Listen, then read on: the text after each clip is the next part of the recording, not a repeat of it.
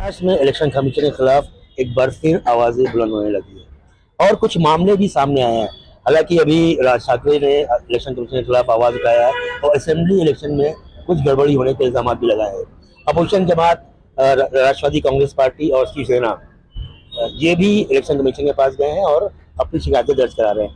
इसके साथ साथ एक ऐसा मामला भी पूना के कोंडवा में नजर में आया है। इसमें एक शख्स का तीन जगह पर नाम है और इनका इल्जाम है कि वो उन तीनों जगह पर अलग अलग लोगों ने वोट डाले हैं।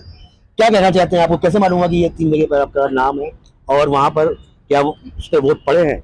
नहीं, हम जब मतदार यादी में सब चेक कर रहे थे ना, जिससे मेरा नाम आया, हाँ, तो मैंने चेक किया तो मेरा 3 जगह नाम आया है। आप देख सकते हो। हाँ, 3 जगह नाम कैसे किया? मैं रहने के लिए साहिबा बना कोंडा खुर्द में हूँ। हाँ, मेरा नाम पंजाबी शहबाज सादिक आपका नाम है। मेरा, हाँ, पंजाबी शहबाज सादिक मेरा नाम है। आप देख सकते हो, पंजाबी शहबाज सादिक। हाँ, और ये 914 है और ये पंजाबी शहबाज सादिक 368। हाँ, और ये मौर्य नगर है और ये लक्ष्मी नगर है। और आप देख सकते हो उधर भी है पंजाबी शहबाज सादिक। हाँ, हाँ, ये 75 है। ये दवाखाना ये मेरा विद्यानगर। हाँ, ये मेरा रियल है। अच्छा। यहाँ मेरे वाइफ का भी नाम है, देख सकते हैं आप, पंजाबी सुमैया शहबाज। हाँ, जब मैं यहाँ वोटिंग करता हूँ, ये 2 जगह वोटिंग किसने किया है? और मेरा यही ऑब्जेक्शन है निगम आयोग से, गुजारिश है कि जब मैं एक शख्स है तो 3 जगह नाम आने का मकसद क्या है? निगम आयोग इसमें कुछ इसके पीछे कुछ राजनीति कर रहा है, कोई जबरदस्ती नाम दर रह गया। ये फिर मतदार जो लगता है कि ये किसी पार्टी को, बीजेपी को फायदा पहुंचाने के लिए किया गया है। देखो, मैं किसी के पार्टी का नाम नहीं लूंगा। इसमें ऐसा लग रहा है कि अपोजिशन जो है इनको फायदा पहुंच रहा है, क्योंकि जब एक शख्स, मैं यहाँ वोटिंग कर रहा हूँ और 2 जगह बाहर के लोग आके वोटिंग कर रहे हैं, इसका मतलब किसी अपोजिशन को फायदा हो रहा है इससे। अपोजिशन को फायदा हो रहा है या रूलिंग पार्टी को? जो सत्ते में जो बैठे हैं उनको, ऐसा बोलिए, सत्ताधारी पार्टी है, उनको फायदा हो रहा है इसका मतलब। हालांकि मैं यहाँ वोटिंग कर रहा हूँ और 2 जगह वोटिंग किसने किया? आप इसकी जांच कीजिए। निवारण गुजर के आपने सीसीटीवी कैमरा बिठाए थे, ये नाम पर कौन शख्स ने वोट किया? आप इन पे कार्रवाई कीजिए। आपसे गुजारिश करता हूँ कि ऐसे ही मेरे अकेले के नहीं, बहुत आपको हाथ में दे रहा हूँ मैं, ये आप चेक कर सकते हो। ये आप अभी भी यादी में चेक कर सकते हो। अच्छा, ये जो दूसरे एड्रेसेस हैं वहां पर आप गए तो क्या पता चला? वहां पर क्या देखा? वहां गए तो हमको पता चला, एक्चुअली हमें गया तो वहाँ एक प्लम्बर लोग बिहार से, यूपी से आए हैं। वो बोलते भैया जी ये पंजाबी कौन, हम नहीं जानते। हमको पूछा, मैं आप कितने साल से रहते हैं इधर? उन्होंने बताया हम 3 साल से यहाँ रहते हैं। बोले हम यहाँ काम मजदूरी करते हैं, हम यहाँ घर का भाड़ा भरते हैं। हम पूछता हूँ तो आवाज मारता हूँ, उन पंजाबी नाम का ही नहीं है। तो ऐसा क्यों? निगम आयोग से गुजारिश करता हूँ कि मेरे 2 जगह जो नाम है आए वो कर दीजिए। हमने अभी हम लेटर पत्र भी देने वाले, मैं लिखी पत्र भी 2 जगह दे चुका हूँ।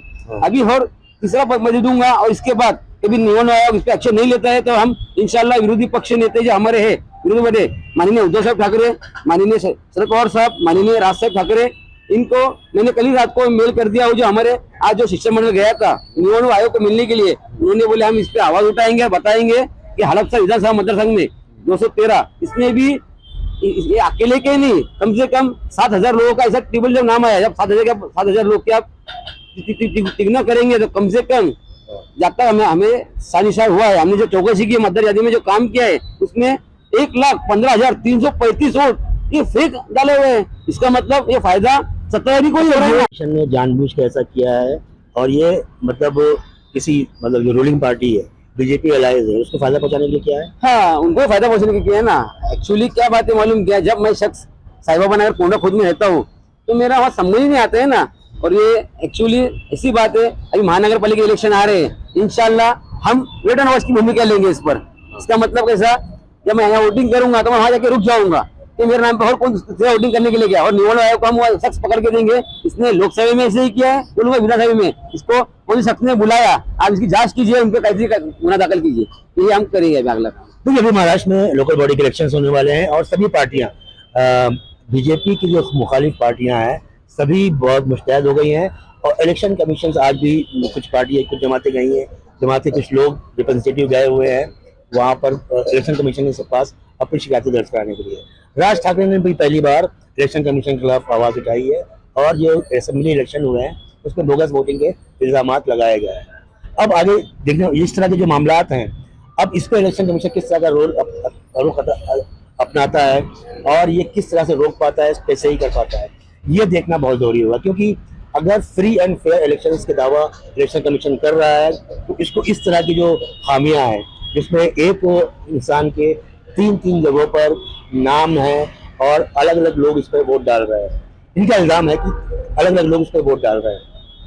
तो इस तरह की जो गलतियां हैं, खामियां हैं, इसको इलेक्शन कमीशन को दूर करना होगा, ताकि तभी लोगों का यकीन इलेक्शन कमीशन पे होगा और एक बेहतर और फ्री एंड फेयर इलेक्शन की हम कामना या उम्मीद कर सकते हैं।